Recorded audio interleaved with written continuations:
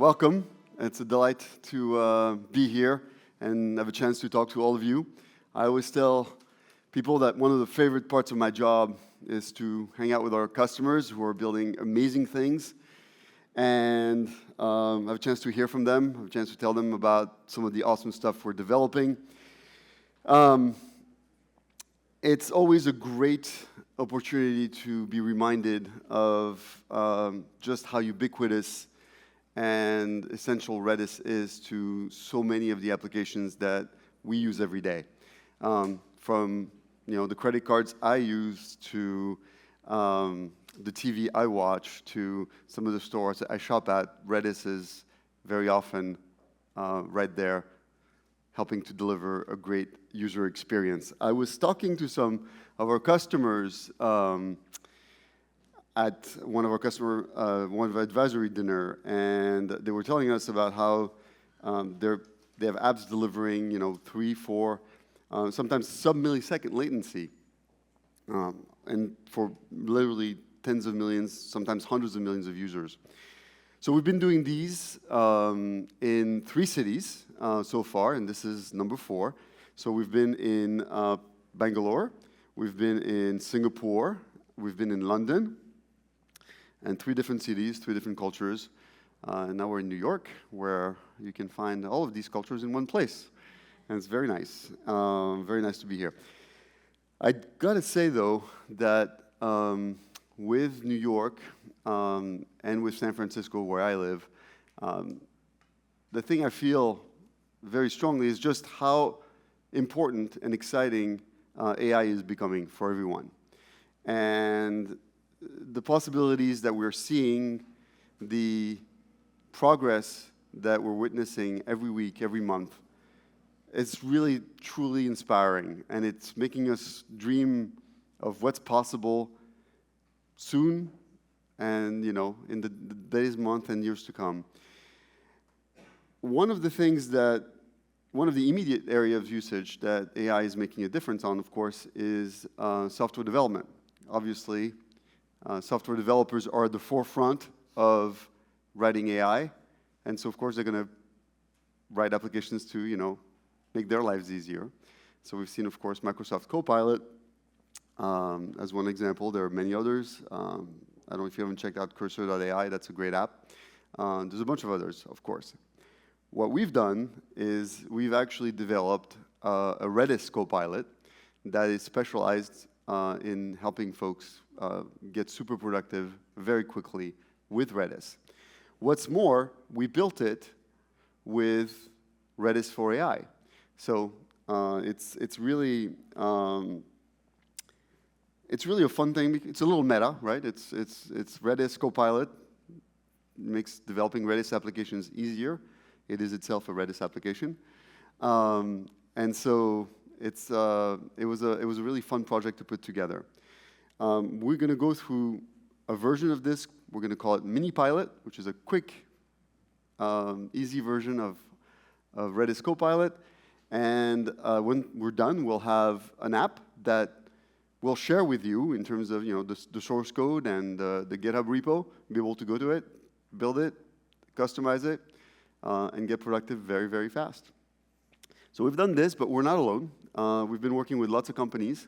Rowan mentioned some of them this morning. Obviously, OpenAI, Intel, Tesco, many, many more are starting to use it. And this is, for me, as someone who develops software for a living, this is the best reward, is when people actually use your stuff and are successful with it.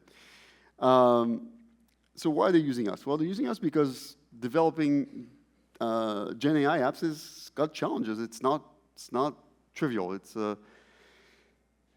There's some challenges to it. One of the first ones that I'm sure you guys are all familiar with is quality. You got to make sure that the answers of your GenAI applications are good.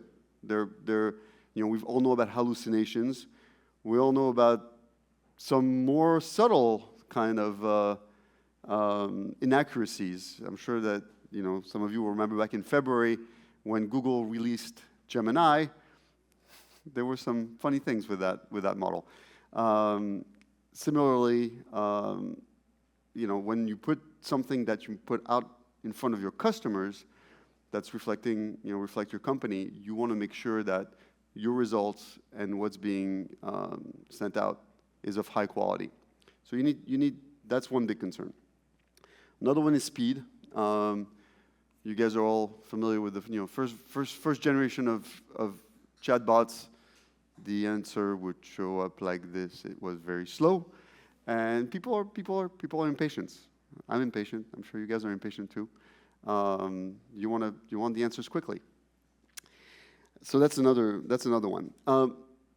It has to be, when you build a GenAI app, you have to make it flexible. If you want it to be, last a long time and evolve with the tech, AI is a super fast-moving space.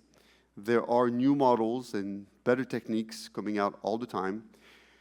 And Redis for AI takes a real platform approach to AI, in the sense that it integrates with all of the best components out there, things like LangChain, Llama Index, Superlink, all of these components that are available for writing better applications, we integrate with. And that's an important part, because it means that as the technology evolves, so does your application right along with it. One of the things that it needs to do also is work at scale. Some of these AI apps, of course, for a very small audience, maybe it's a few support people, maybe it's a couple of select brokers at a bank, but in many cases, it's all of your customers. And so sometimes that means, tens of millions, hundreds of millions, maybe even more. And so when you build your GenAI app, you need to build it on something that will scale, something that will grow with your own success. And to do that, you need a piece of infrastructure that is proven, that is manageable, that has security, and that scales seamlessly regardless of the traffic that you put on it. And that's Redis for AI is built on top of Redis, and that's one of the great benefits you get out of it. Lastly, you need to control cost. Many of our customers and many people in the app world today have built applications on top of LLMs, only to find out that they're not cheap, and that sometimes the bill comes in and it's really quite expensive. So you got to think about, how do you control cost? How do you make this sustainable for the long term? For each of these, we have a solution with Redis for AI. And throughout the demo, we're going to show you exactly how each one of these actually works. So as I mentioned before, Redis for AI is built on top of our legendary real-time data platform. And that's why you get flexibility, speed, and scale. So the elements of here are a vector database, which Rowan already talked to you about, is the fastest in the market today. A semantic cache to smartly reuse answers that you get from your LLM, resulting in a faster and cheaper experience. LM and agentic memories, which are essentially, you can think of it as being sort of the session-type memory of web and mobile time. That lets you give much more contextualized and personalized response. And semantic routing, which ultimately lets you route queries to the kind of backend that is best suited to answer the questions that are being asked. Finally, we also have a feature store, which is really a different incarnation of the vector database. We won't cover that today, but this is something that's good to know in case you're thinking about building an ML type application. So we help customers build apps like Copilot, but recommendation systems, machine learning models, and so on are all things you can build on top of Redis for AI. So let's break it down for you a little bit, and let's look at a diagram on how things are move forward. So users will make a request to the Copilot app, and what will happen then is we'll check to see in the semantic cache to see if the cache actually has the answer to what the request is. And when you say a semantic cache, that's important because as we saw, where's the cash machine? Where can I get cash? Where can I get some money? Where can I get the moolah? They all mean the same thing, right? And they should lead to the same answer. If that's not found, then the and in the case of the Copilot, of course, you won't be asking that. You'll be asking, for example, how do I set up Copilot? How do I set up Redis? How do I get Redis? How do I get going with Redis? Or some similar type of question. And then once you realize that you don't have the answer, you'll go to a semantic router. The semantic router will decide, hey, what kind of a question is this? Is it a question about Redis, or is it a general purpose question? Well, if it's a general purpose question, we'll go to a generalized element. If it's a Redis specific question, we'll go to the rack train version of the subsystem. So this is these are all very, very important. We'll come back, we'll cache the answer, and we'll return the answer to the user. So let's dig into a little bit more in terms of exactly how we make that happen, because it's important to really get down to the details. Everyone, I'm sure everyone here most of you probably have looked at the Redis documentation. Redis documentation is, of course, excellent. It has many years of refinement behind it. And what we've done to train our model here is we've gone out and we've taken all of the Redis documentation. We've broken it up into the right level of paragraph, sentences, command definition, command documentation. And we've taken all of these things and we've done an ingestion. So using LangChain, we've run all of these through an embedding model, and we stored the output of that embedding into the vector database.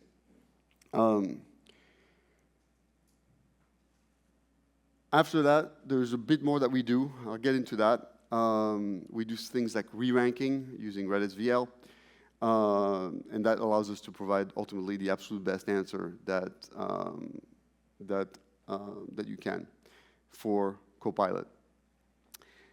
So it's a little bit, this is all a bit technical, but it's important to understand that at the heart of it is the vector database. What you're doing at the end of the day is you're taking vectors, you're comparing them. Those vectors represent data that you've learned and you've trained against, as well as queries, and trying to get those as close as you can. And what it means is you need a really good vector database. Redis's vector database is faster than any competitor. It is flexible. It integrates with everything that you care about in the AI ecosystem, and is trusted. And this is a really essential point. I cannot emphasize it enough. So, enough slides. Who's ready for a demo? All right. I will call to the stage Peter Caillot to come and give us a demonstration of Copilot. Let's go.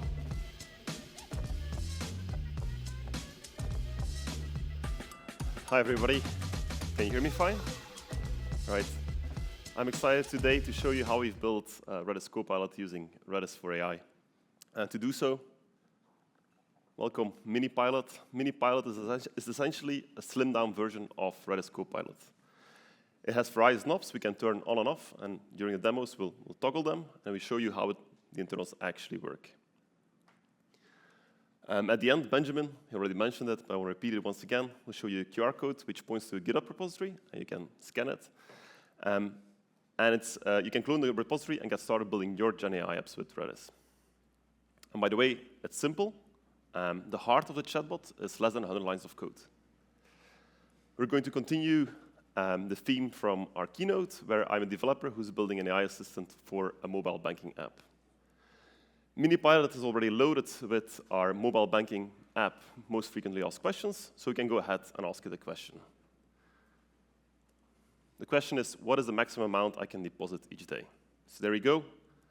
It answers me the maximum amount you can deposit each day is $5,000. So let's break it down. How do we achieve this?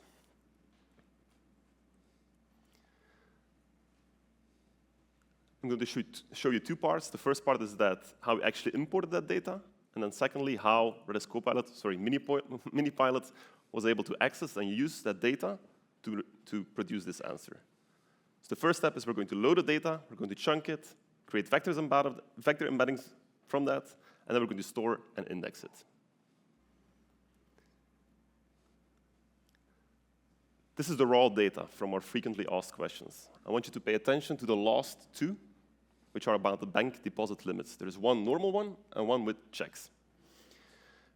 By the way, mini-pilot, you can actually load any CSV file. So if you have any data laying around for your specific use case, you can just go ahead and load it into mini-pilot. The worker class is going to load this data within our Redis database. The first thing we're going to do, let me make the font a bit bigger, is we're going to instantiate our OpenAI model to create these embeddings. Next up, we're going to use a recursive character text splitter, which is a LangChain construct, which is going to create the chunks from each row within our CSV file. Maybe now is a good time to explain why we're doing this chunking. There are 3 good reasons to do that. The first one is to reduce your cost.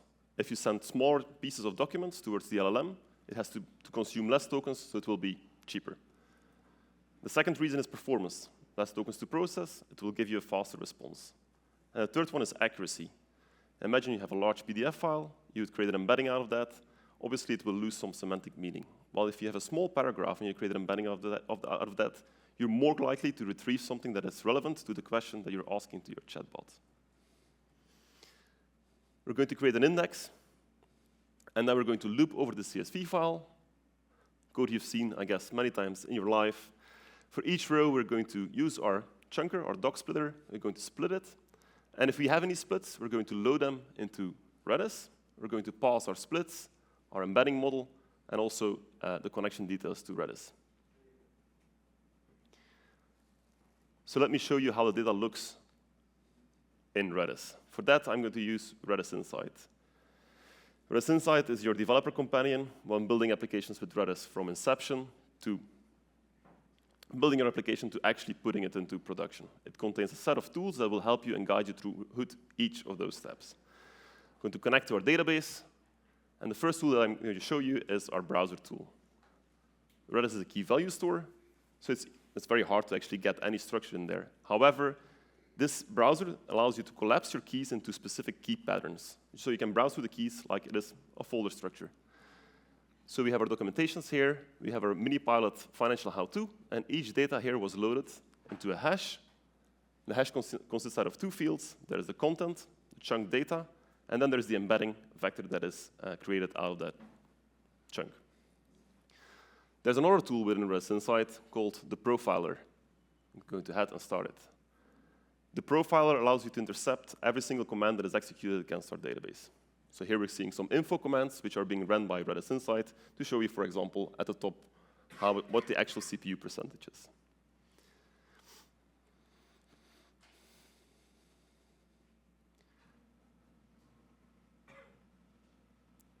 I'm going to continue and show you how it actually worked, how we get our chatbot working. So whenever we're going to ask a question, we're going to retrieve the most relevant chunks from our vector database, and we're going to pass those on towards the LLM to produce a response for us. For that, we implemented an interface. Sorry about that. We implemented an interface, the base retriever, which is a LangChain interface. And there's one method here which is going to retrieve the most similar documents related to our question. So we're going to pass on the query, the number of chunks we want to retrieve from our vector database, and we're also going to pass on a minimum threshold, a relevancy score. So let's go ahead and ask the same question again. What is the maximum amount I can deposit each day? Get used to that question. You will see it a couple of more times. So it's still $5,000. Going back to Redis Insight, we see now that our profiler captured some commands that were being executed into our database. And I want you to pay attention to this very lengthy command, which is an FT search command. So what was happening here is that our mini-pilot queried our vector database to find the most relevant chunks. It's going to use an alias here. This is the index name. And we're going to retrieve the k nearest neighbors for the 5k nearest neighbors that are closest towards the question that we actually asked. And we're going to pass them on towards our LLM. So what did we see so far? We were able to load our data. We looked at our most frequently asked questions from our mobile banking application. We imported them. We created embeddings out of those, and we created a vector index on top of that. The second part that I showed you was we're actually going to query that data based upon a question that we're asking in Minipilot. We're going to pass the data onto our LLM to produce the actual answer. So we got it working. Back to you, Benjamin. Thank you, Peter. All right. So, as I'm sure you know, it's always more fun to talk to someone when they remember what you just talked about to them, because you want them to remember what you just said, and that's also true of a chatbot. So let's see how we do that using LLM memories. So imagine that you're doing some research using an LLM. You might ask it, please provide me with all the URLs that you used to document this answer that you gave me. Or imagine that you ask an LLM to take on a persona. I'd like you to be a real estate consultant or financial advisor, or maybe a knowledgeable Redis developer. For every interaction, you don't want to have to repeat this. You want to say it once, and then you want to you want that session to just remember that this is what you want, and everything else happened in context. Likewise, you wanted to pay attention to what you asked one question ago, 2 questions ago, 3 questions ago. You also wanted to be able to pay attention to where you are in the app, so that the answer that they give you is always in context. And we'll show you that. That's also another important piece of context. So you want your LLM to have context and use context to give you the best answers.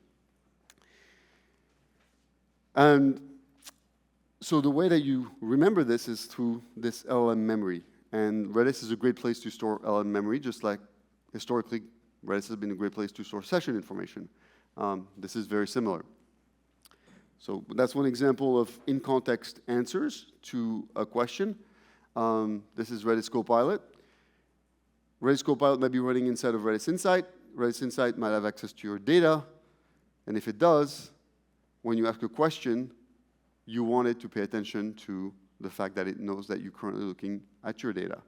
And so how many transactions do you have? And then it basically, if it doesn't know the context, it just answers to you with another question that's useless, versus if it knows it's in my data, and then you ask how many transactions are there, it gives you a meaningful answer.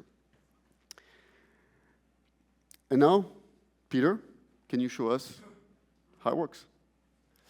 Yes. Switch back to the laptop, please. So, as Benjamin explained, LLMs are stateless.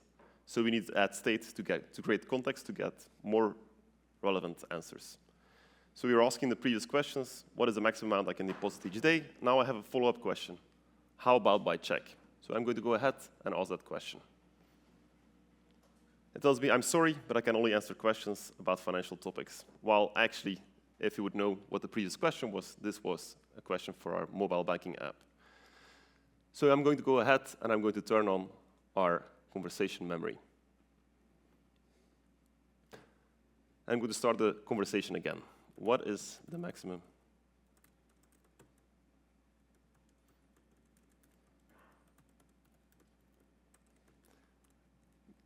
It's still going to be $5,000, no worries.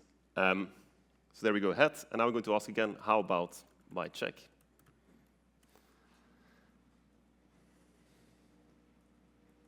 So there we go. Now, apparently, Minipilot succeeded to correlate the history of our conversation with the latest follow-up question. It's going to answer me that you can also deposit up to $5,000 per day. So let's break it down how we achieve that. So whenever we're now going to ask a question into our Minipilot, we're first going to retrieve our chat history. Then we're going to pass on that chat history to a condensed question. So what is condensed question? It's going to take the history and the current prompt, and it's going to create a new prompt out of that. And that new prompt is going to pass on towards our RAG retrieval to find the most relevant documents. Let me give you an example. This morning, I asked ChatGPT, hey, I'm in New York, I want to go for a run, where should I go? And the next question I asked is like, what's the weather like today? What this condensed question going to do is going to take what's the weather like today and the history, and it's going to create a new prompt, which is going to be, what's the weather like today in New York? And this question is going to pass towards our RAG to make sure that we retrieve the most relevant documents are chunks of data that we imported in the previous demo. Those then we're going to pass on towards our LLM, and we're going to return the response to our user. So in the previous demo, I spoke about these 100 lines of code. It's time to get started walking you through. So this is the heart of our chatbot. This is the ask question method that we're executing the moment you invoke a prompt within Minipilot. We pass Q, which is our actual question, and we also have a callback function, which is going to stream the response from the LM towards the front end. The first thing we're doing is we're instantiating our Redis history object. It's a Redis chat message history, which is a LangChain construct, which we will initialize, of course, with our Redis connection details. The next thing we're going to do is we're going to trim the conversation for two reasons. It might be that older conversations are no longer relevant because I'm moved from London towards New York. And the second reason is also to reduce the cost. Right? The less history I have to send to this condensed question, the less expensive it's going to be. Then there's a helper method. I'm going to skip semantic caching for a bit. We're instantiating our LLM via it's an OpenAI model, and then we're instantiating our chatbot. It's a chain where the first thing we pass on is our actual LLM, the implementation clause that I showed you before to retrieve the relevant documents from our RAG, the ability to query the history, and the condensed question, which is, again, an LLM that we're instantiating. After this chatbot is constructed, we're going to invoke our chatbot with the question that we passed in the ask question method, together with the history of our conversation. Once we produce the result, we're going to make sure that we also persist it in our history. So I would love to show you how the history looks within Redis, because we're obviously persisting this in Redis. And for that, I'm going to show you another tool that we have to increase your developer experience, which is Redis for VS Code. It's fairly new. What's the benefit of it? It's Redis Insight is a separate desktop application, and you might want to have to switch continuously between your IDE when you're debugging and your desktop application, while this plugin allows you to go ahead and look at your data within your database while you're debugging. So you can go ahead, look at the same data. We have the same tree view as we have within Redis Insight. Now you can see here there is a history object. So there's a history key. LangChain chose to persist the LLM history of our conversation into a list. And it's alternating, the AI questions and the human questions in the history of the conversation. So in the first demo, we made Minipilot work, and now we're actually going to try to make it more accurate in the second demo. So there's one more thing I want to do. I want to make sure that whenever Minipilot answers me, it's also going to make sure that it answers the source where it found this document in the documentation. So it's going to make it more accurate. For that, we could also see that as LLM memory. Sometimes it's also called agentic memory. For that, Minipilot uses two prompts. There's a default system prompt and a user prompt. So in the user prompt, we're explaining to Minipilot, hey, you're a smart and knowledgeable AI assistant. Your name is Minipilot, and you help users discover documentations around financial topics. So what I'm going to do is I'm going to update this, and I'm going to add a line. I'm going to ask it, whenever you answer a question, please provide the URL to the source that you used to produce this answer. Go ahead, and I'm going to save this. I'm going to ask the same question again. What is the maximum amount I can deposit each day?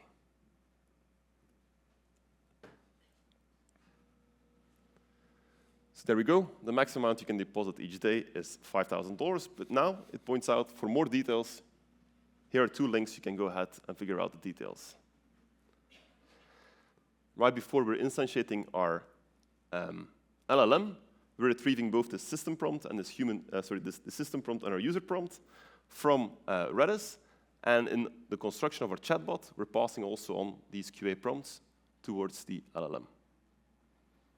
And that's it, Benjamin. Back to you. Thank you, Peter. Let's switch back to our laptop. And that was memory. Now, let's talk about semantic caching. This morning, Rowan said, we are the kings of caching, and yes, we are. Let's talk about how we do caching in the context of AI. So the overflow overall flow that we saw is the first thing we're going to do is check the cache. Because if we can find it there, we can return it immediately, and we can avoid a call to the LLM. The difference, though, is you don't just want to cache it, because you don't want to just say, if the question is an exact match to my question, return the same value. You want to say, if the question has the same meaning as something that's in the cache, then return the answer to that question. So it's a much more challenging kind of a thing, and it's something that is essential when you're going to build a production GenAI application. So we've seen people actually apply this to great success. One of the companies that we work with at a GenAI app in production created a savings of $300K a year, and that's just through the simple application of semantic caching. What we've seen with Redis Copilot is that many of the questions, of course, end up being the same, and the graph of questions being asked is kind of the traditional, lots of questions, and then the long tail of more rare type of questions. And so all the ones that are getting asked often, those are the ones that get cached, and often it can be the bulk of what is actually asked by your users. So it can be extraordinarily important to get this right. So with all this, why don't we see caching in action? Peter, back to you. All right. The demo gods were good with me today. So I'm going to turn on semantic caching within MiniPilot, and I'm going to ask the same question twice, which is, what is the maximum amount we can deposit each day? It's still $5,000. So at the bottom here, you can see how long it took to produce from the back end to the front end up to the last token. It took 2 seconds. So I'm going to ask the same question, and I hope it gets back much faster. So it did. It produced a response from more than 2 seconds in about 300 milliseconds. So let's show you how that works. Whenever we're going to ask a question in MiniPilot, we're first going to check if there is a cached response. For that, we're going to take your question, we're going to create an embedding out of that, and then we're going to query our vector database. It's a separate index, if it has seen any similar questions in the past. If it hasn't, we're going to go through the rest of our flow. We're going to get an LLM history or get a chat history, condense the question, do the RAG. We're going to add our system prompt and our user prompt to create more accurate responses, call the LLM, and since it's now a new response, we're going to add it to the cache. The next time we ask a similar question, the semantic cache, the first box might find that there is a similar response, and then we're going to say, hey, we still want to update our LLM memory to keep this question in the history of our conversations, and then we're going to return the response to the user. So I'm going to walk you once again through the 100 lines of code, but now every single line should be more or less clear to you. So the ask question method, the first thing we're doing is we're instantiating our history, our LLM history. We're going to trim it, so we only send the most relevant history of our conversation, and we also want to reduce the cost. And then there's a helper method. Here we have the semantic caching section. So by the way, this config flag that is being checked is actually the checkbox that I'm toggling within the UI. So in this case, semantic caching is enabled. We're going to do our LLM cache, which again is a LangChain construct. We're going to pass our question, and if there has been a response, we're going to start streaming the response that we found within our cache through the callback function. The last thing we're going to do is going to make sure that we update our conversation history, so we keep track of that prompt. And then we're going to return. We're going to break in our in ask question method very quickly.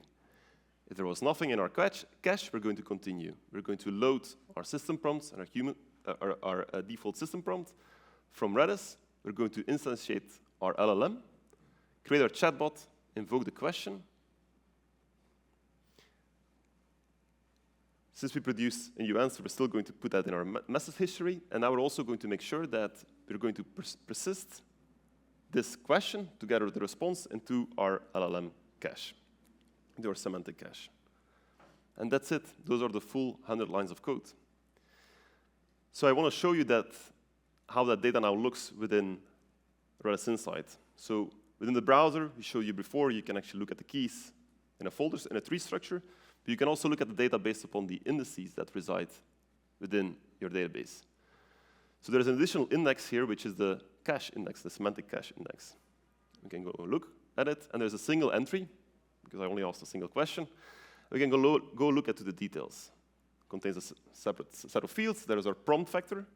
Let's go first to the prompt, which is the question that we've asked, which is at the bottom. What is the maximum amount I can deposit each day? And then from that, we created an embedding, which is our prompt vector. So when we're asking a new question, we're going to look for the most nearest neighbors of questions in our semantic cache that we have seen in the past before we return a potential response. And the response is also there. I'm going to turn on the profiler again to intercept any commands being executed in our database. Now, to prove that this actually is a live demo, and this isn't a simple caching, right, where we took the question, which is, what is the maximum amount I can deposit each day? I'm going to change the question. Instead of maximum, let's say total. And we can see that the response still came back very quickly. So we're not using the exact key, we're using the semantic meaning of that question. We're still finding the answer back into our semantic cache. I'm going to go back to our profiler, and now you can see lots of more commands were going to be executed. You can dive into them. Some of them, for example, at the bottom is the expiry of our history, right? But lots of details to be figured out there. There's again quite a lengthy command, but unlike into the first demo, we were querying our rack. Now we're actually querying our cache. The ft search command is going to query our cache index. It's going to ask for the k nearest neighbors, so it's doing a vector range closest to the question, sorry, to the embedding that we created from your latest question. And in this case, it did find the response, and it's returning that directly to the user. So that concludes our final demo. I hope you're excited about this. Don't forget, at the end, we'll have a QR code with all the code that I demoed to you today. Thank you very much, Peter. Let's give Peter a big hand for his demo. Thank you. So we've talked about a lot of the core elements. One thing we haven't touched on yet is semantic routing. And semantic routing is, you can also think about it, and also some people call it agent, which is becoming, of course, a very essential part of all AI, which is you have multiple agents. They all have different responsibilities. The question about which agent does what, often called agent orchestration, is another way to think about semantic routing, which is, how do you route a request? How do you get the right agent to do the right thing? Agent orchestration, of course, can be a little more complex, but we'll give you a simple view on how to do this simply using Redis for AI. So in this example, where, for example, we have a Copilot application, you might ask a question that is a more general programming question, let's say, or you might ask a question that's more specific to Redis. In this case, what will happen is you'll have a semantic router that will go and look at your query, and very much the same way as semantic caching works, it will actually go and route the query to the right agent so that you get the best possible answer. You might imagine, others in the back there, if you're working with Mongo, if you're working with Kafka, if you're working with a particular programming language, you might imagine having lots of agents in the back that are specialized in answering questions of the type that you're interested in.